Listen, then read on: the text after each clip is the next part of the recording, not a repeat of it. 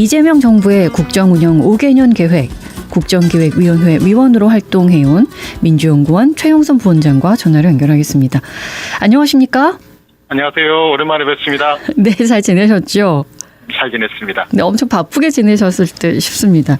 제가 계속 말씀드리는 게 국정기획위 활동인데 이게 네. 이재명 정부가 이제 앞으로 5년 동안 할 네. 일을 정리한 거잖아요. 그렇습니다. 예, 그동안 거기서 일을 하셨는데 어떠셨습니까? 뭐 이번에도 인수위가 없이 대통령이 바로 임기를 시작하셨고 또 윤석열 정부에서 근무하셨던 또 대통령 비서실의 행정관과 정부의 중요 정무직들이 같이 대통령과 같이 일을 시작하는 과정에 과거에는 인수위라는 게 대통령 출범하기 전에 한 60일 정도 법적으로 보장되면서 과거 정부의 문제점 그리고 새로운 정부가 어떻게 할 것인지를 고민하는 시간들이 이제 사실 보장돼 있었지만 예. 이재명 정부는 탄핵으로 인해서 출범했기 때문에 바로 임기를 시작하게 됐고 그래서 그거를 어떻게 곁에서 임기는 시작하셨지만 이렇게 보좌를 해드릴까 하는 이제 그런 과정에 대통령 직속위원회로 국정기획위원회가 만들어졌고요. 예. 6월 16일 날 출범을 해서 8월 14일 날 끝났으니까 58일간 활동을 했습니다. 예. 이게 정확히 말하면 그러니까 정책을 준비를 하시는 거고 네. 또 그리고 새로운 영역도 있을 것 같은데 어떤 거를 고려하셨어요? 그러니까 이제 결국은 대통령이 당선되고 나서 새로운 국가의 비전 그리고 국정 운영의 방향 이런 것들 또 국정 운영의 원칙 이런 것들에 대해서 심도 깊게 이제 정부에 있는 공무원들과 각 부처에 있는 공무원들과 예. 또 이 공약을 또 대통령 선거 기간에 만들었던 분들 중요한 분들 그리고 지금 이미 대통령실에 들어가서 활동하시는 분들 이 세 축이 함께 용광로처럼 녹여서 예. 공약을 만드는 과정에 고민했던 내용과 또 정부에서 할 수 있는 것과 할 수 없는 것들을 구분하는 작업을 거쳐서 네. 123개의 국정과제를 만들고 580여 개 정도 되는 세부 실천 과제들을 이번에 만들었다라고 보시면 될 것 같습니다. 발표가 지난주 14일에 있었죠? 13일 날 대국민 보고회가 있었고요. 예. 해단식은 14일 날 있었습니다. 그렇군요. 내용을 보니까 엄청 방대해서 두 달 동안 이걸 어떻게 다 정리를 하셨을까 싶은데 거의 뭐 쉬는 시간은 없었던 것 같아요. 한 2천만 피스짜리 그 피스를 맞추는 그런 생각이라고 고민하시면 될 것 같고요. 예. 우리가 대선 후보 기간에 많은 공약들을 이재명 대통령이 후보 시절에 발표를 하셨거든요. 예. 그게 여러 가지 국정 운영 분야들이 다 나눠져 있기 때문에 네. 그런 발언들과 공약을 뼈대로 놓고 그리고 국정 운영의 비전, 국가 비전과 국정 원칙을 만들고 그 원칙에 따라서 5대 국정 목표를 만들고 거기에 따르는 분야별 세부 과제들을 추리는 작업들을 예. 이렇게 진행을 한 겁니다. 그러니까 설계도라고 보면 되겠죠?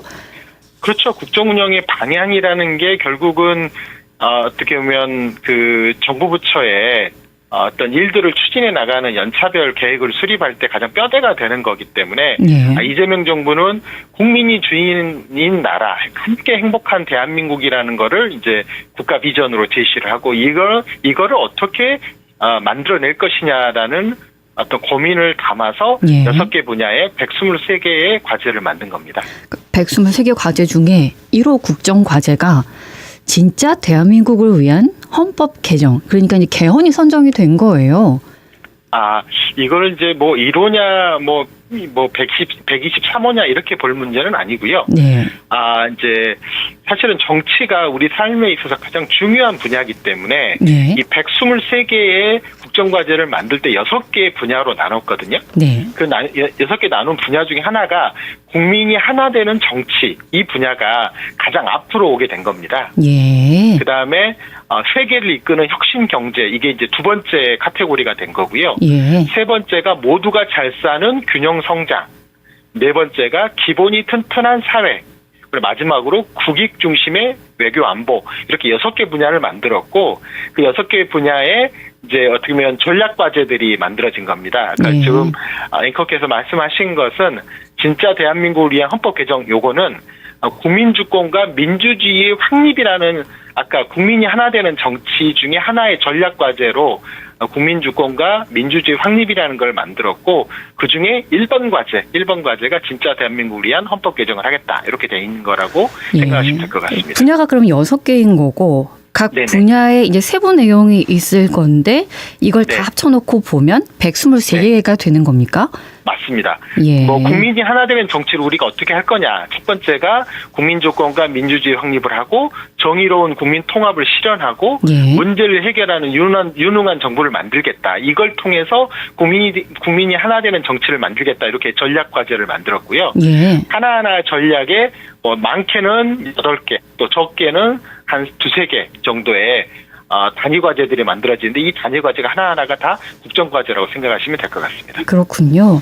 그러면 이제 저희에게 소개해주고 싶은 국정 과제라면 뭐가 있을까요? 여러 가지 내용 중에요. 저는 이재명 정부를 이제 우리가 생각을 했을 때 지금 우리가 닥칠 위기, 이재명 정부 5년 동안 닥칠 위기를 우리가 어떻게 극복할 것인가의 관점에서 이 국정과제를 바라보면 좋을 것 같고요. 예. 지금은 우리에게 닥치는 가장 큰 위기는 어떻게 보면 먹고 사는 문제와 관련된 문제거든요. 예. 지금 뭐 트럼프의 통상 압박이라든지 그다음에 우리 지금 잠재 성장률이 1.8%에서 1.3%에서 지금 이렇게 좀 떨어지고 있는 이런 그 성장 동력이 계속 사라지고 있는 문제, 예. 그리고 기후위기와 또 지속 가능한 어떤 발전을 하기 위한 에너지 전환의 문제, 예. 그리고 또 하나가 우리 그 저출산 고령화의 문제, 인구 구조의 변화를 어떻게 대응할 것이냐. 예. 이런 문제들이 어떻게 보면 우리에게 닥칠 굉장히 큰 국가적 위기인데 예. 이런 문제들을 해결하기 위한 이재명 정부의 어떤 로드맵이 이번에 담겼다 이렇게 생각하시면 될 것 같고요. 예. 성장 동력을 우리가 높이기 위해서 AI를 중심으로 한 AI 3대 강국을 통해서 제조업적 기반을 과거의 노동 중심적에서 이제 지식산업 중심의 어떤 AI 기반으로 하는 산업으로 탈바꿈하겠다. 그것에 따르는 로드맵들이 만들어졌고요. 예. 이 AI 기반의 산업 구조를 만들려다 보니 광주 전남을 중심으로 해서 에너지 고속도로도 놔야 되고 신재생 에너지를 기반으로 하는 에너지 전환도 속도감 있게 만들겠다. 이런 내용들이 우리 지역과 연결되는 국정과제의 중심적인 내용이라고 보시면 될 것 같고요. 또 하나가 지금 우리가 수도권 중심으로 계속 성장이 불균등하게 이루어지고 있는데 이재명 정부 동안에는 5국 3특이라고 하는 나름대로의 자치분권의 어떤 민주정부 지금 3기, 4기 넘어오는 과정에 민주정부의 특징적인 게 이제 균형발전 어떤 성장인데 그런 부분들에 대한 또 내용도 담아져 있다 이렇게 보시면 될 것 같습니다. 예, 우선은 이제 이재명 정부에서 해결해야 될 문제들을 이제 생각을 하셨군요. 크게 네네. 보면 이제 미국과의 관계 계속 지금 협상을 하고 있기 때문에 그리고 인구가 변화하기 때문에 고령 사회에 대한 뭐 대책들도 세워져야 되는 거고 기후 위기도 이제 문제가 되는 거기 때문에 어떻게 에너지를 전환시킬 건지 그리고 성장률도 계속해서 낮아지고 있는 상황에서 어떻게 해결할지를 고민을 하셔가지고 나온 내용들이 이제 여기 담아 있는 건데 그렇습니다. 말씀하신 AI가 우리 이제 호남권하고도 굉장히 밀접한 관계가 있어서 네 구체적으로 좀 설명을 해주시겠습니까? 사실은 AI는 뭐 우리 광주뿐만이 아니라 우리 산업 전반에 사실은 직결적인 어떤 연결가 되는 어떤 중심이 되는 거기 때문에 뭐 지역별로 보면 뭐 전북이나 뭐 다른 지역도 다 이런 어떤 공약을 대선 기간에 내셨던 거고요. 예. 부처로 보면 이제 과기부를 중심으로 해서 우리가 그 과학기술의 5대 강국을 실현하는 시스템도 혁신해야 되는데 그 중에 하나로 이 AI를 기반으로 인공지능을 기반으로 하는 세계에서 AI를 가장 잘 쓰고 구현하는 나라. 그다음 초격차의 AI 선도 기술들을 우리가 만들고 거기에 필요로 하는 인재를 확보하는 그런 걸 통해서 산업 전반에 영향을 미치고 이게 의료, AI, 제약, 바이오 헬스 이런 분야에서 우리 대한민국만의 어떤 강력한 어떤 산업적 기반들을 앞으로 만들어 가겠다.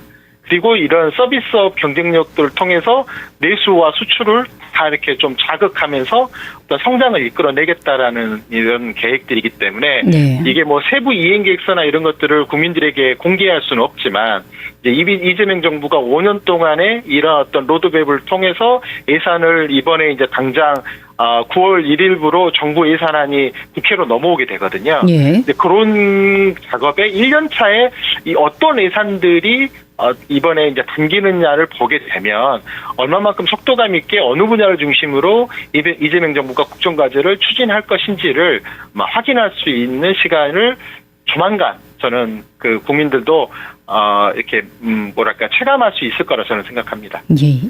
이재명 대통령도 말씀하셨어요. 확정 아니고 서로 조율할 수 있다. 얼마든지 이 내용을 토대로 해서. 그런데 이제 이런 국정 과제를 이행하기 위해서는 아무래도 재정이 필요하지 않습니까? 5년 동안 그렇습니다. 약 210조 원이 들어갈 것으로 추산이 되고 있는데 재원 마련은 어떻게 합니까? 아무래도 이게 공약이나 국정과제를 놓고 보면 이제 재정 문제 때문에 이재명 대통령께서도 이거를 국민들에게 다 세세하게 공개하는 것에 대해서 좀 이렇게 조심스러워하셨다고 하더라고요. 네. 그러니까 아무래도 이게 그냥 캐비넷 속에 들어가 버리는 공약이 되면 안 되기 때문에 이 공약을 이행하기 위해서 막대한 재정들이 이제 추가적으로 들어갈 수밖에 없는 거고 예. 또 이제 기본적으로 정부가 예산을 태울 내용과 또 공약을 이행하기 위해서 태우는 이 두 가지를 통해서 재정 적자를 또 이렇게 너무 늘리면 안 되기 때문에 예. 재정 투자 계획을 수립하는 과정에서 굉장히 꼼꼼한 어떤 뭐랄까요 점검이 필요하거든요. 그렇기 네. 때문에 이번에 국정기획위원회에서 123개의 국정과제를 만들기 위해서 210조 원 정도의 재정 계획이 필요하다라고 발표한 것도 사실은 이것도 좀 더 꼼꼼하게 뭐랄까요 다시 한번 또 따져보고 점검하는 시간들이 필요하다. 저는 대통령께서는 그런 취지로 말씀하셨다고 생각하고요. 예. 큰 축에서 보면 두 개가 있습니다. 하나는 기존의 뭐 감세라든지 감면 혜택을 통해 가지고 세원이 많이 이제 사라진 부분들을 어떻게 다시 복원해 가지고 돈을 확보할 것이냐의 개념이 하나가 있고요. 예. 두 번째로는 좀 뭐랄까요 그 연말에 막 보도블록 뜯어내면서 그냥 불필요한 돈들을 계속 예산을 재정 투입을 해가지고 쓰는 돈들 예. 이런 돈들을 좀 줄여가지고 세출을 좀 구조조정하고 그것들을 좀 통폐합해가지고 세원을 이제 지출을 절감하면서 확보하는 이 두 축이 있는데 요게 이제 국정기획위원회는 한 210조 원 정도가 필요하고 그 돈을 어떻게 조달하겠다라는 계획을 만들었는데 이 부분에 대해서는 국회와의 심도 깊은 토의가 좀 필요할 거라고 보여집니다. 그렇습니다. 왜냐하면 금액이 뭐 한두 푼 하는 것도 아니고 아직 네. 세부 내용이 세워져 있지도 않는데 일단 뭐 재정 확보가 된다는 것도 어렵고 계획을 세우는 네. 것도 좀 어려우니까요. 그러면 가장 이제 역점을 둔 분야는 아무래도 재정이 어떻게 세워지느냐를 보면 알 수 있겠군요. 그렇죠. 1년 차 때 가령 이재명 정부가 AI의 3대 강국을 만들기 위한 여러 가지 로드맵들을 만들었는데 예. 그러면 이제 내년도 예산을 정부가 이제 9월 1일자로 국회로 넘기게 되거든요. 예. 그 과정 안에 아까 제가 말씀드린 것처럼 AI 강국을 위해서 어떻게 투자할 것인지, 산업의 르네상스를 만들기 위해서 어떻게 투자할 것인지, 기후위기 대응과 에너지 전환을 위해서 또 하나는 인구위기 극복을 위해서 우리가 얼마만큼 재원을 어떤 방식으로 사업목을 만들어서 투입할 것인지 이런 것들을 꼼꼼하게 따져다 보면 예. 이재명 정부가 말로만 그냥 공약을 장밋빛 미래만 만든 게 아니라 예산 배분 계획도 꼼꼼하게 만들어서 이걸 추진하겠구나 이런 것들을 확인할 수 있을 거라고 저는 생각합니다. 예. 여러 가지 내용 중에 이제 혼합권에 어떤 게 들어있을까 좀 살펴봤거든요. 그랬더니 이제 광주의 인공지능, 물론 인공지능이라는 것도 조금 전에 말씀해 주셨지만 전국의 다른 지역들도 하는 것 같아요 보면. 그런데 이제 우리 광주에도 인공지능이 있는 거고 전남에서 에너지 산업 또 전남 국립의대 설립 얘기가 이제 나와 있어서 이 정도 저희가 생각하면 되는 겁니까? 이렇게 좀 이 체계를 좀 이해하실 필요가 있을 거라고 보여지는데요. 네. 국정과제는 뭐 어느 한 지역에 국한되어 있는 과제들이 여기에 반영되어 있지는 않습니다.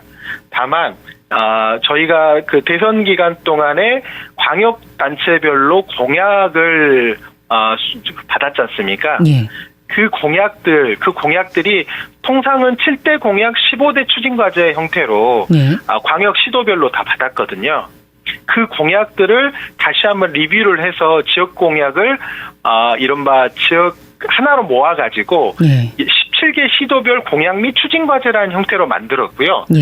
이 내용들이 뭐 국정과제에 그대로 다 반영된 건 아니고 이 중에서 어느 한 지역에 특화되지 않고 전체를 아우를 수 있는 내용이 국정과제에 아까 제가 말씀드린 123개 과제에 580여 개의 세부 과제로 다 들어갔다고 생각하시면 되고 예. 우리 지역만 말하는 그런 공약들은 그런 별도로 앞으로 이제 지방시대위원회에서 관리해야 할 7대 공약 15개 추진과제 이런 형태로 담겼다고 생각하시면 될 것 같습니다. 그렇군요.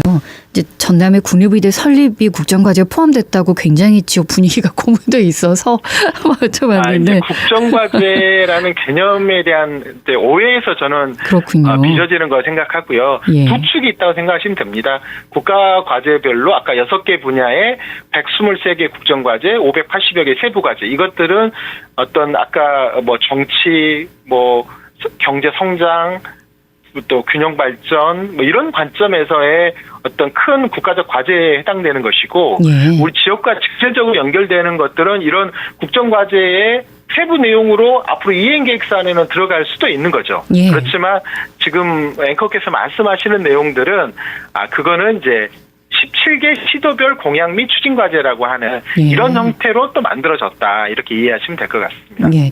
좀 더 이제 간략하게 설명을 드리면 지역별로 무엇인가가 포함이 되어 있는 건 아니고 이거를 네. 대한민국이라고는 하나의 우리나라 전체로 봤을 때 국정과제가 이번에 담긴 거군요. 그렇죠. 예. 국정과제에 대한 알겠습니다. 이제 그거를 뭐 홍보하시는 분들은 너무 과대하게 하시는 부분들이 있는데 예. 뭐 디테일한 내용들까지 뭐 국정과제로 담겼다 이렇게 표현하기보다는 그거는 다 우리가 대선 기간에 나왔던 공약 과제들은 꼼꼼하게 예. 어떤 별도의 지방시대위원회에서 관리해야 될 의제로는 들어가 있다 이렇게 생각하시면 될 것 같습니다. 그럼 조금 전에 5국 3특 말씀을 하셨지 않습니까?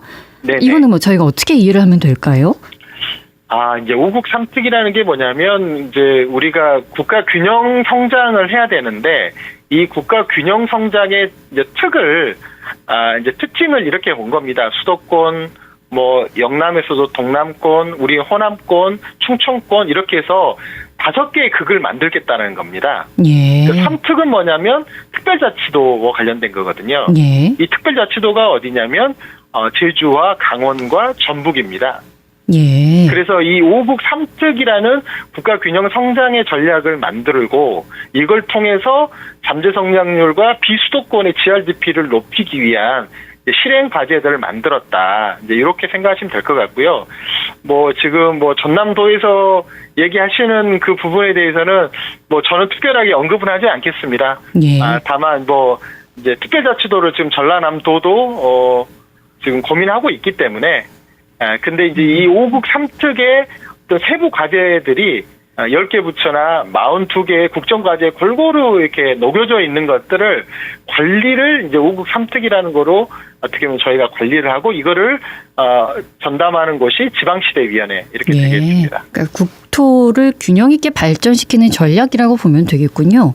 그렇죠. 그걸 예. 하기 위한 거버넌스, 지방시대위원회가 있어야 되고요. 예. 재정 분권이 또 이루어져야 됩니다. 예. 그리고 제도 혁신이 또 이루어져야 되죠.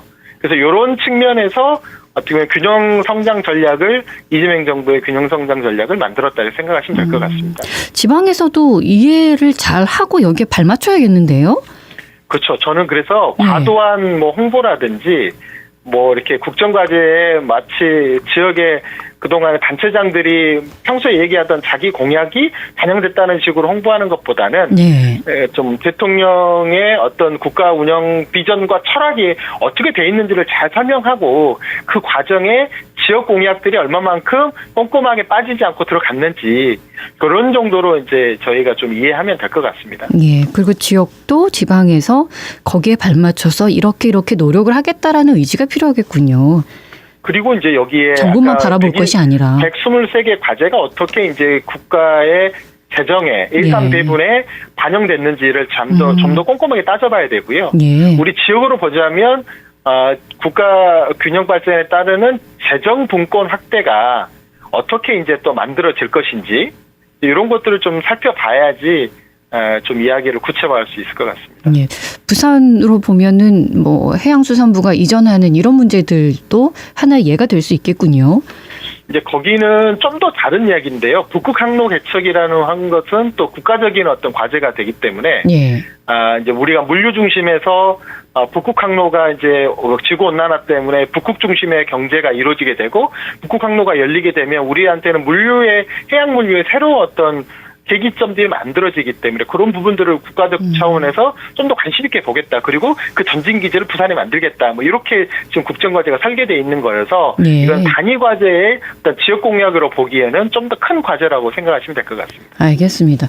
언론의 역할도 중요하네요. 제대로 전달을 해야겠군요. 그럼요. 예. 성장도 중요한데 이제 삶의 존엄을 보장하는 게 이재명 정부의 기본사회 철학이라는 의미로도 들리는데요. 네. 기본 개념을 확장할 수 있을까요? 그렇죠. 이제 기본 사회라는 개념을 늘 지금 이재명 정부에서 강조를 해왔고, 예. 국민의 삶을 돌보는 기본 사회를 만들겠다라는 게 우리 국정기획위원회 사회 1분과의 메인 이슈였습니다. 예. 그래서 그런 부분에서 지금 아이들이 행복하게 자라는데 필요로 하는 어떤 내용이라든가 두려움 없는 노후라든지 그다음에 어디서나 보장되는 건강권, 또 일하는 사람의 권리 보장 이런 식의 어떤 노동 존중과 또 성평등 또 이런 어떤 관점에서 담겨야 할 내용들은 다 담겼다고 보시면 될 것 같고요. 예. 또 하나는 이제 결국은 앞으로 벌어질 이제 교육이라든지 지역의 교육의 어떤 경쟁력을 제고하기 위한 여러 가지 고민들 이런 것들도 다 담겼다고 생각하시면 될 것 같습니다. 그래서 이 123개의 과제들이 공개 버전들이 있거든요. 예. 이 공개 버전들을 꼼꼼히 따져보면 저희가 이재명 정부가 그냥 막연하게 기본사회라고 이렇게 표현했던 것들에 대한 구체적인 사항들을 좀 보실 수 있겠다. 저는 그렇게 생각합니다. 알겠습니다. 선거 때도 이제 공약을 내놓으면 후보가 이제 당선이 된 후에 그 공약이 잘 이행되는가도 봐야 되지 않습니까? 그렇습니다. 국정기획위에서 이렇게 여러 가지 다양한 정책들을 내놓으셨는데 네. 이제 14일에 일단 2달 동안의 역할을 다 마쳤기 때문에 앞으로는 이 점검 사항을 누가 짚어갑니까? 대통령 비서실 안에 네. 국정 과제를 모니터링하고 관리하는 비서관실이 있습니다. 예. 국정과제 비서관실이 정책실장 밑에 이제 있고요. 그다음에 국무조정실, 그러니까 국무총리 국무조정실 안에도 국정과제를 전담하는 비서관실이 있습니다. 예. 그리고 이번에 국정 이 과제들을 전체 이제 얼개를 만드는 곳이 국정기획위원회였잖아요. 예. 여기는 이제 60일간의 임기를 다 마치고 해산을 한 거고요. 예. 대통령 직속의 국가미래전략위원회라고 하는 이 국정과제를 새롭게 만들고 또 보완하고 또 계속 추가하고 조정하는 이런 어떤 업무를 담당하는 대통령 직속위원회를 만들어서 이 대통령 직속의 위원회와 대통령실의 정책실과 국무조정실의 정부 업무 평가를 담당하고 국정과제를 담당하는 이런 어떤 조직체계, 이 세 조직체계를 통해서 국정과제가 관리되게 됩니다. 그렇군요. 국정기획위원회 위원으로 활동하시면서 정말 애 많이 쓰셨습니다. 네. 어디에서 저희 또 뵐 수 있는 걸까요? 이제 이게 또 설명하는 자리들이 앞으로 계속 있을 거고요. 예. 또 이게 어떤 국정과제라는 게 이제 아까 말씀드린 것처럼 민주당에서도 계속 이걸 중심으로 해서 이제 예산의 어떤 우선순위들을 정하고 또 예산을 증액하는 과정에 또 역할들을 할 건데 예. 그런 과정에 이거를 설계했던 과정에 참여했던 사람으로서 예. 또 의견도 내고 또 이게 관철될 수 있게끔 열심히 또 노력하겠습니다. 예, 알겠습니다. 실무를 맡으셨던 분과 이제 이야기를 나누다 보니까 저희도 이제 이해도가 더 쉽고요. 네. 오늘 말씀 고맙습니다. 건강하십시오. 감사합니다. 지금까지 최영선 민주연구원 부원장과 함께했습니다. 언제 어디서나 내 손 안의 뉴스. 광주 MBC 뉴스 유튜브 구독으로 함께하세요.